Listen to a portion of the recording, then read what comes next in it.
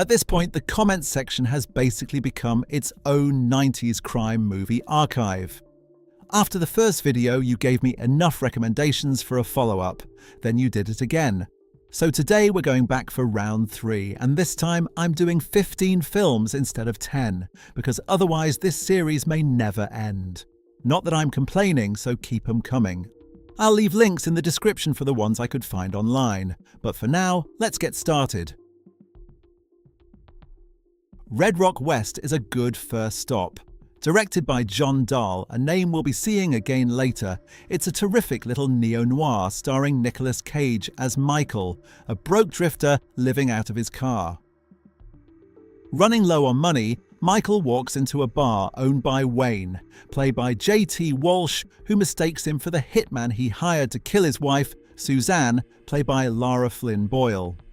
Michael takes the money anyway, which tells you pretty much everything you need to know about how his day is going to end. Before long, the real hitman shows up, and he happens to be Dennis Hopper in full psycho mode. For something this sharp and well cast, Gridlock'd West did not deserve to slip under the radar. But after being pushed into a direct-to-cable release, that's basically what happened. Over time, it did find some of its audience, but it still deserves a lot more attention than it usually gets. Love and a 45 is a pretty solid lovers-on-the-run movie, even if you can feel exactly which 90s crime films it was trying to sit next to. After a robbery turns deadly, Watty and Starlene are forced to run for Mexico with the police, criminals, and Watty's former prison buddy Billy all closing in behind them. Gil Bellows and Renee Zellweger have good, reckless chemistry, but Zellweger is the one who really jumps off the screen. This is still an early role for her, but she already feels completely at home in the chaos. The film is full of smart-ass dialogue and gets pretty bloody when it wants to. At the time, it was easy to lump it in with all the so-called Tarantino copycats, and maybe that's fair.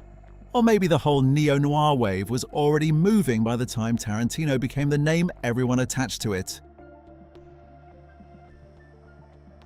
The Grifters is based on Jim Thompson's 1963 noir novel and was brought to the screen in 1990 by Stephen Frears, who earned his first Oscar nomination for Best Director. Roy Dillon, played by John Cusack, is a 25-year-old con artist living in Los Angeles. One day he gets an unexpected visit from his mother, another con artist who hasn't seen him in 8 years. Soon after, Roy's girlfriend Myra enters the picture too, and the story begins to turn into a tense triangle of cons, suspicion, and emotional games. The movie has the spirit of 1940s noir, but also has existential drama at its center. Cusack later named The Grifters as one of his own films that he considers good, and the experience stayed with him enough that he later made High Fidelity with Frears. Jumpin at the Boneyard is definitely not a film I would recommend to everyone. I watched it for the first time for this video, and for me, it was pretty slow. But if you are looking for something genuinely overlooked, and especially if you are a Tim Roth fan, this one may be worth your time. Roth plays Manny, a solitary man whose younger brother Danny, played by Alexis Arquette, shows up trying to steal his money to buy drugs. After an aggressive argument, the two brothers end up walking through the neighborhood where they grew up. It brings back memories of their childhood before adult life, and Danny's addiction pushed them apart. Samuel L. Jackson also appears here as the manager of a youth center. And as we know, this would not be the last time he acted alongside Tim Roth. And since we have already brought up Tim Roth, let's stay with him for one more film. Gridlock'd is set in Detroit and follows one long, miserable day in the life of a jazz trio. Roth plays Stretch, the piano player, while Tupac Shakur plays Spoon, the bass player. Both men are addicts, and after their singer Cookie, played by Thandie Newton, overdoses and falls into a coma, Stretch and Spoon decide to quit. Even with these dire circumstances, the film has a gritty comic side, built on ironic, sarcastic dialogue and strong acting. Stretch and Spoon spend most of the film trying to get help, but every system they turn to seems to make things worse. Sadly, Tupac was shot and killed before the film premiered at Sundance.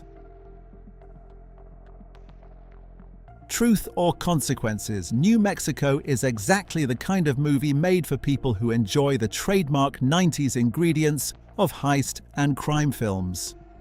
If you want something you probably have not seen before, but still full of familiar elements from that decade that we do not really get anymore, this one is worth a look. Vincent Gallo plays Raymond, an ex-con who has just been released from prison after taking the rap for a mob boss. Now he wants revenge, so he plans a heist with a couple of friends. One of them, by the way, is played by Kiefer Sutherland, who also directed the film. Naturally, things do not go as planned.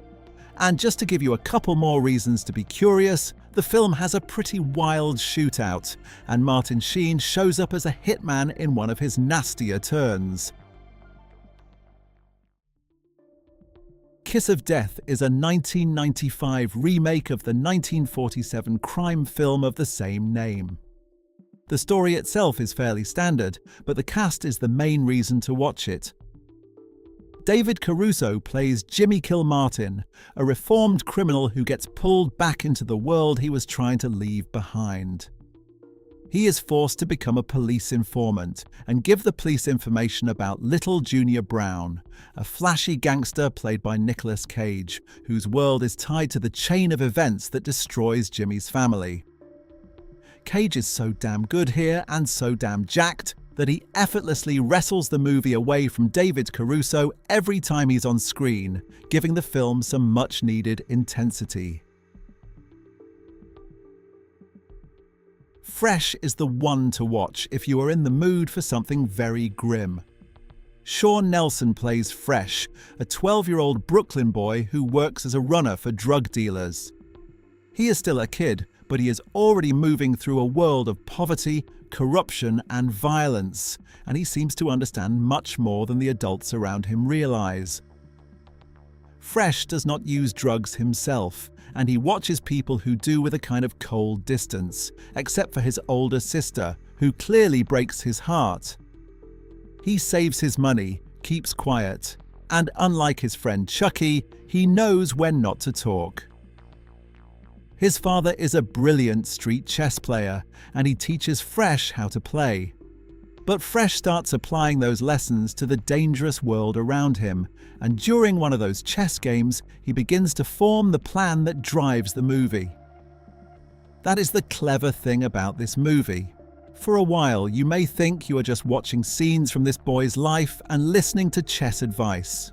But by the end, you realize all of it was quietly pointing to where the story was going. Vincent Gallo already appeared earlier in this video, but with Buffalo 66, he is behind the whole thing. He directed it, co-wrote it, and plays the lead role. He plays Billy Brown, who has just been released from prison. From the opening minutes, the film is strange and unpredictable. Billy struggles to find a bathroom, wanders into town, and ends up in a dance studio, where he kidnaps a young woman, played by Christina Ricci, and forces her to pretend to be his wife during a visit to his parents. Somehow, instead of simply running away, she starts to attach herself to Billy, and the two fall into a strange love-hate relationship. It is peculiar, and at times it feels so aggressively indie that it almost borders on parody. But in this case, that is part of the appeal. Pusher was the feature debut of Nicholas Winding Refn, who you may know from Drive, Bronson, and The Neon Demon. But this first film is much rougher, faster, and more street level. The film follows Frank, played by Kim Bodnia, a small-time dealer in Copenhagen. His right-hand man, Tony, is played by Mads Mikkelsen. After the police show up during a deal, Frank destroys the evidence, including a large stash that belongs to the drug lord Milo. He is released, but now he has a much bigger problem. He already owes Milo money, and he has to find it fast before Milo and his people turn violent. The film was shot with a handheld camera, which gives it a documentary-like quality. There is nothing glamorous about the criminal world here. Instead of stylish gangsters and flashy crime scenes, Pusher shows the business as messy, dangerous, and ugly. Frank spends the movie trying to survive in that world, and the pressure keeps tightening around him. And if this one works for you, the two sequels are also worth watching. Together, they make up one of the most interesting crime trilogies of the 90s and 2000s. The Last Seduction is an absolute must-watch. This thriller stars Linda Fiorentino as a femme fatale who spends the whole movie trying to outwit everyone else after she steals a hefty sum of money and hits the road. The film was released to critical acclaim, but failed at the box office, and most of the praise went to Fiorentino's performance. She carries the picture completely, managing to be strong, sexy, and dangerous all at once. Pigeons is set in the Rockies of Montana, where mechanic Clay Bidwell, played by Joaquin Phoenix, gets pulled into several murders he did not commit. The problem is Lester Long, played by Vince Vaughn, a serial killer who decides to become Clay's friend, and as an act of friendship, Lester starts killing the people who are making Clay look guilty. Cute, in the worst possible way. Phoenix is already very strong here, giving Clay just enough panic, guilt, and helplessness to make the whole mess work. Vaughn, meanwhile, gets one of his most memorable roles, and Jane Garofalo is a lot of fun as Dale Shelby. Thursday is another one for anyone who enjoys that violent, black comic side of late 90s crime movies, with a very clear Pulp Fiction shadow hanging over it.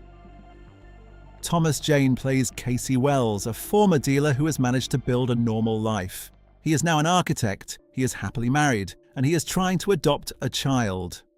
Then his old partner Nick, played by Aaron Eckhart, suddenly shows up, leaves a suitcase at Casey's house, and disappears again on business. The problem is that the suitcase is full of drugs, and Casey decides to get rid of them down the drain. From there, Nick's visit turns into a chain of violent disasters. Casey is suddenly dealing with hitmen and people from his past, all threatening the life he worked so hard to build. Out of Sight is probably the most popular film on this list, but let's give it some attention anyway. The film is based on an Elmore Leonard novel, and that already gives it a certain kind of rhythm. Sharp dialogue, grounded twists, and characters who are cool without feeling fake.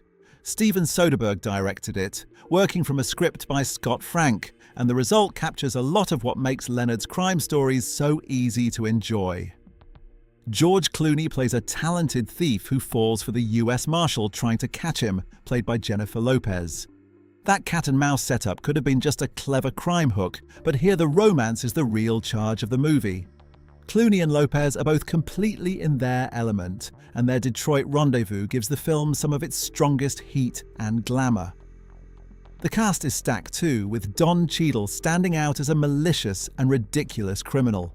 The strangest part is that Out of Sight was not a big box office hit, because this is exactly the kind of grown-up crime entertainment that should have been an easy win.